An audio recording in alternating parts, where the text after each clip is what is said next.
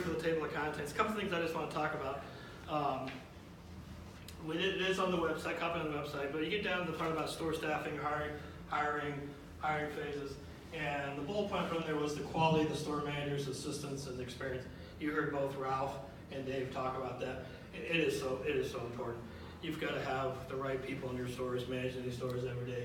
And that takes tender loving care from all of us in this room to make sure we're managing these folks. That's so critical. And like I say, both Dave and Ralph talked about it, but it really was important. So this is what the table of contents is here in this manual.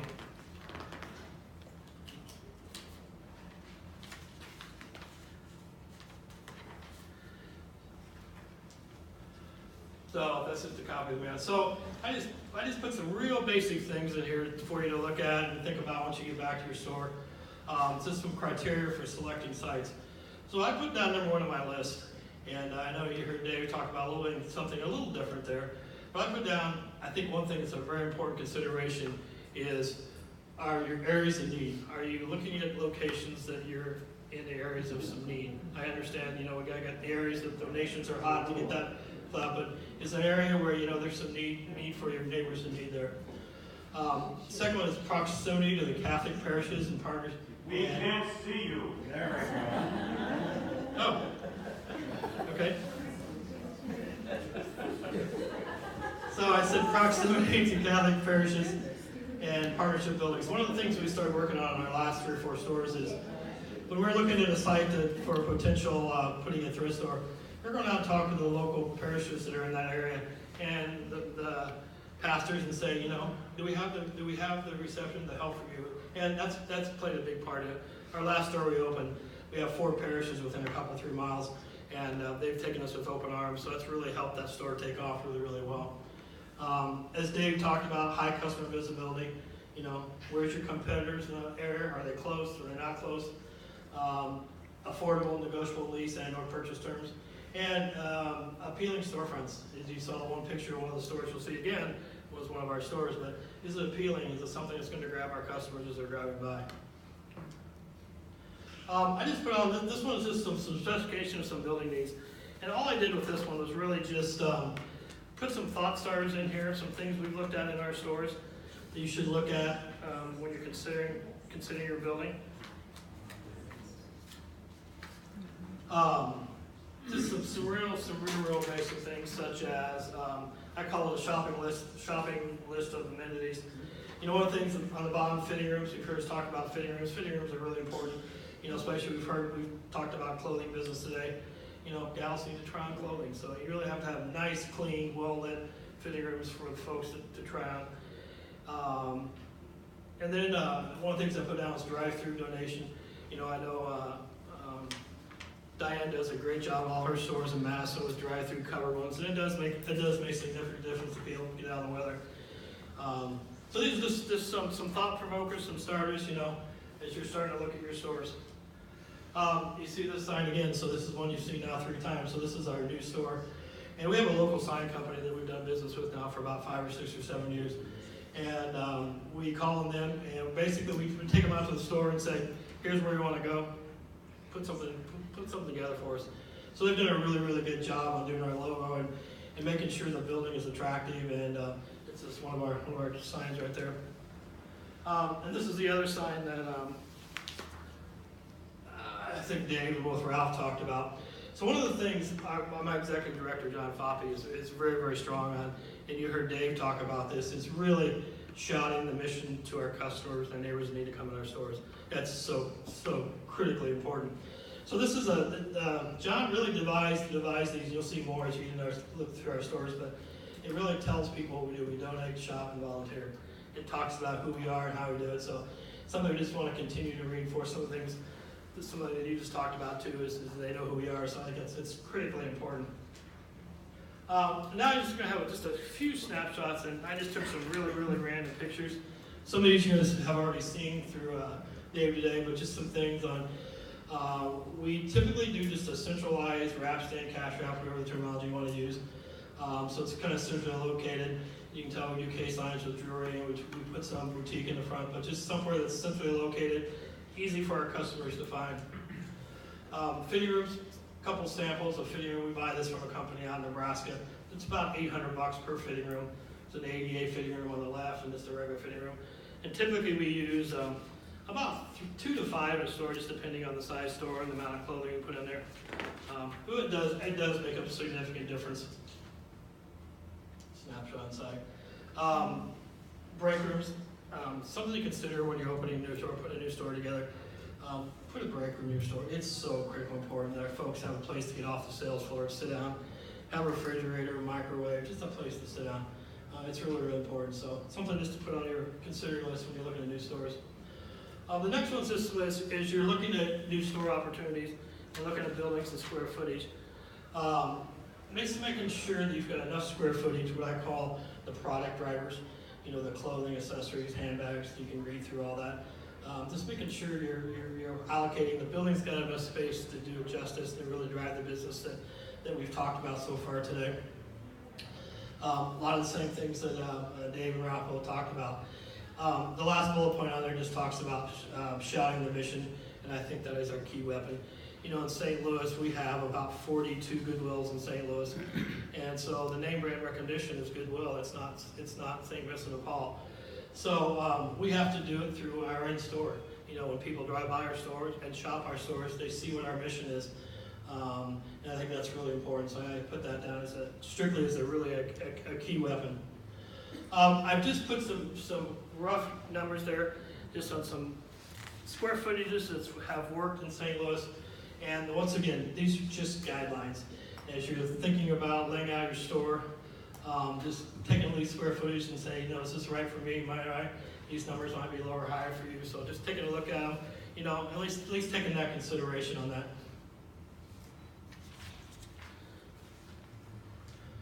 So the next one, once again, so this is, I'm going to blast with a whole lot of mission stuff. So you can see on our wall here, we do missions up on here. Any place in our store where we've got an opportunity to really reinforce our mission, we do in our stores. The sign that's right in front of you, it says helping neighbors. This is in every one of our stores that are right for our doors as you walk in. We put this on an easel, and it lets a customer stop and read about who St. Vincent de Paul is. And it talks about it. And we put those out about 3 years ago. And especially when we open new stores and you watch people come in our stores, they stop and read that and they thought, wow, I didn't know that. So it's really been just a good piece of in-store advertising for us. Now this one's just a few shots of just some basic things we do in our stores. So we do a lot of work with gondolas, as you can see. You know, this is glassware, dinnerware, all that kind of good stuff. Many of you all do a lot of the same thing. So another shot there. So Ralph and I think Dave both talked about end caps. I've been lucky. We put a few special buys in our stores when we open them. And I've got a relationship with a couple vendors, and everything you see here was supplied to us free of charge. So they were just wanting to get their name in the building, and you know, it creates a little excitement, get a little newness in the building. I know there's some mixed thoughts on why do that, should you do that? You know, it's purely up to you guys. It's worked for us in St. Louis, so that's the purpose of that. This one just talks about sizing. It's so critical. I know in St. Louis with the 40 plus Goodwill stores, our Goodwills do not size anything. So it's a hassle for the customer to shop in a Goodwill store in St. Louis. And you come into our stores, you know, it's things their size, they're easy to find. And I know in many of your stores across the country that way. But I think it's really important. It's a weapon I think we have against Goodwill. You know, my 10 stores against their 40 stores. So it's a good weapon. I think these have gotten off just a little. This is where we display shoes. This is something we've done in our stores. It's on the bottom where the handbags are. It's just it's slat wall. You buy it 4x8 sheets. It's about $50 a sheet, but it's very versatile. You can put different kind of brackets on. We use it for handbags in our stores. The picture above it is just an area in one of my stores where we had some open space. We use them 4 ways and do swimwear. We do coats. You know, you can use it for a seasonal wear. It just lets the customer, you know, shop a little more, bring some openness to the store. Is there any way we can move that?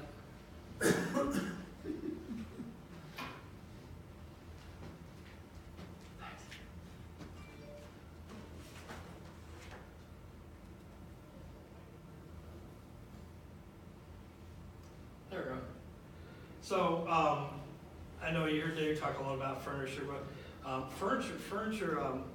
Of my top 3 sellers in my stores, I have clothing, I have housewares, and furniture is my next biggest category. And a lot of our furniture sales do go through our voucher customers. It's a pretty significant piece of it. So as voucher customers come in and look in, we have a pretty good matches program, which we'll talk about in a minute. But furniture is another big area. So we do have a little bigger than normal furniture area in our stores. The other thing we do with furniture, talking about the rotation, where every Monday we go through every piece of furniture in all our stores and we date everything. So we look at it. So we do the same dating process on getting furniture out of our buildings, getting the price reduced on it. So we realize it takes a lot of space, but also it's a big piece of our business, and also it's a pretty significant piece for our voucher customers. A couple of the shop there. I put this in here just for the mere fact that in one of my stores, you need to really make use of every square inch you got in your store. This is to the left there are bathrooms, men's and women's bathroom. And our stores start putting this up, picture that, and they sell something about every couple of days, the piece of product or picture moves out of there. So take a look at every square inch in your store. Everything's got selling potential, as this does. Artwork works really good in our stores. We move a lot of artwork, so just displaying it, make it attractive. This is our bedding department, so I want to talk just about bedding for just a split second.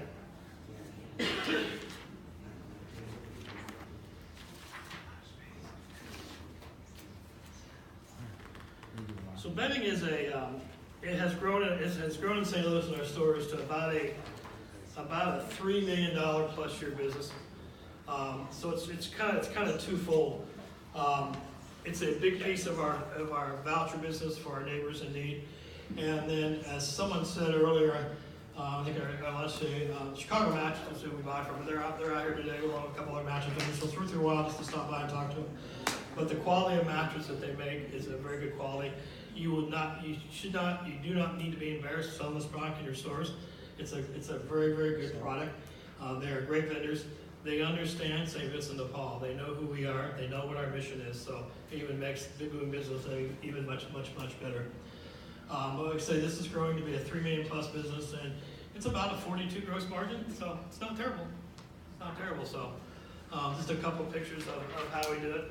One of the things about it with Chicago Mattress is this is one of my other stores.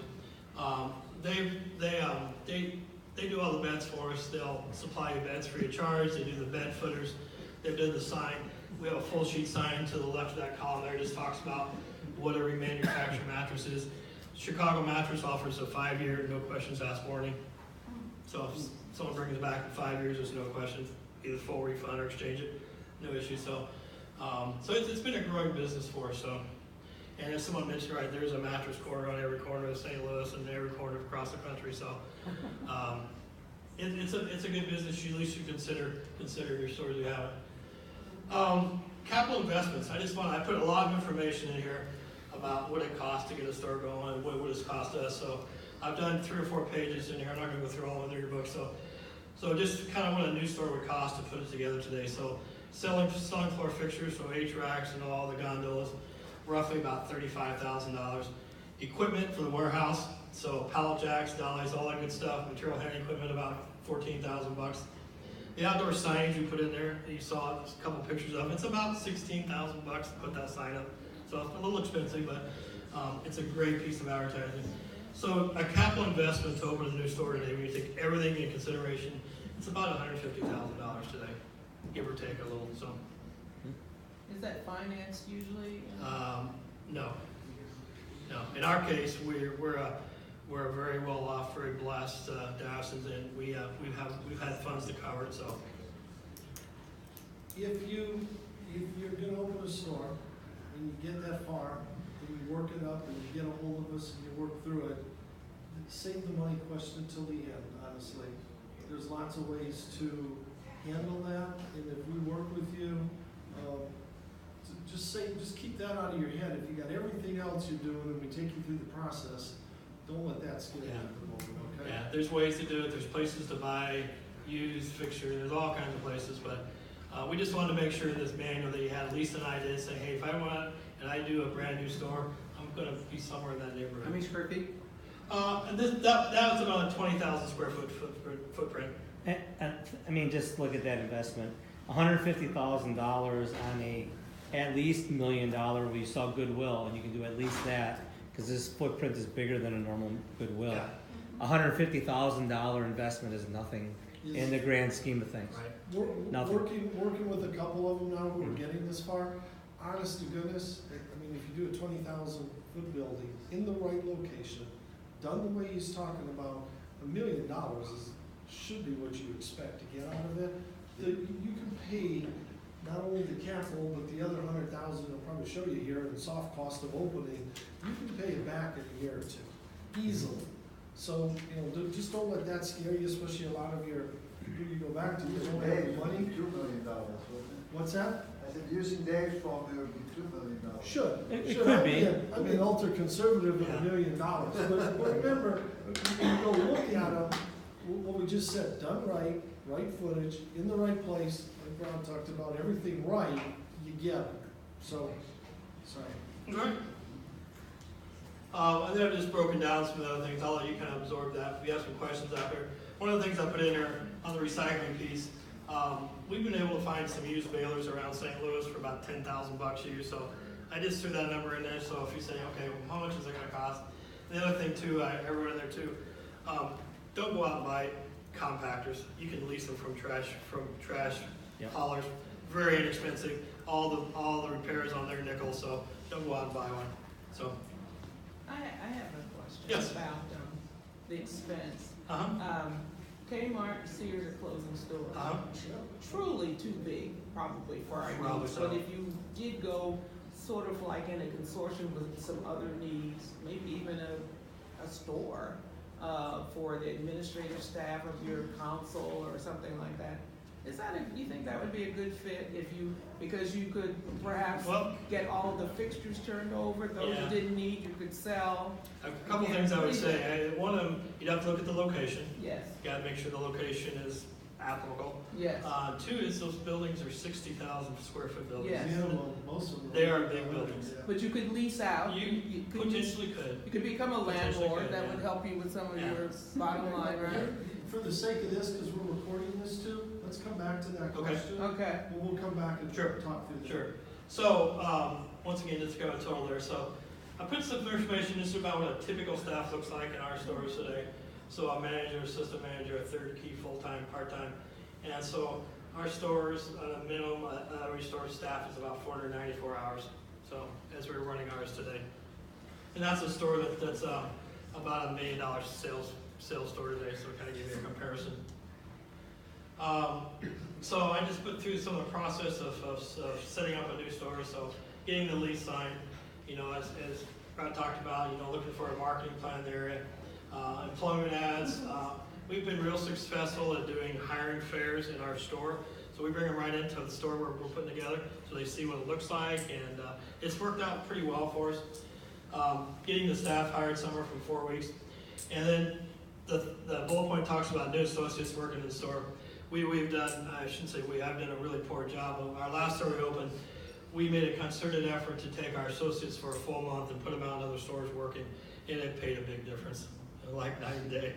I was very poor at doing that. We did a great conscience, and it paid dividends. Before they even started fixing. Before they even started, we hired them. They went out and worked in other stores for a full month, and it made a significant difference. So you should try to incorporate that into your hiring plans.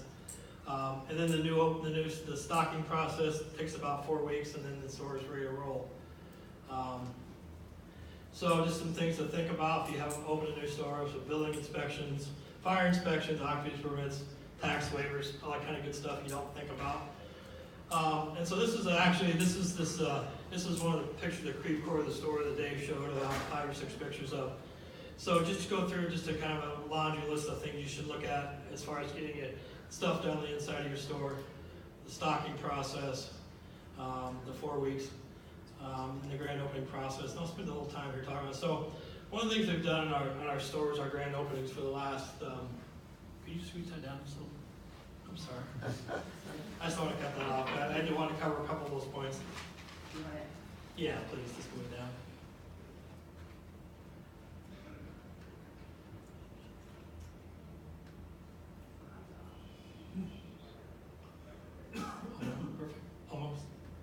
Got it. So one of the things we've done is really try to make our new store openings a really event in the marketplace. So we plan and schedule a ribbon cutting ceremony, and we do a store blessing. We invite local parishes, pastors, mayors, all the local dignitaries in. We typically do it about midweek at 11 o'clock. We have our spiritual advisor come and do a store blessing for us. And then we do a lunch after that for everyone that comes in, and everyone stops in the store. And we invite all the local businesses, everyone in for us. So it's really a store event. And then the following Saturday that week, we do what we call a customer appreciation day. And we give away free hot dogs and drinks and all kinds of stuff. And we typically cook and give away about 1,000 hot dogs. It just creates a lot of goodwill. And so we've used this the last 4 stores, and it's worked out for us pretty well. It gets the store off and running and pretty established, so something you should consider in your store. And just a copy of how we advertise in social media, the ribbon cutting, and the customer appreciation event. And there's a picture of one of our stores. And the guy talked about John Foppy is right in the very middle of the picture. So in summary, I said it's important to take a detailed, planned, structured approach to this. The time frame from when you first start looking at the building, 6 to 10 months from start to open. Find a location, the lease, purchase negotiation, prepare the building, construct, building setup, soft opening, grand opening, and my final point, should be my first point, is the new mission for God. And that's what we're about.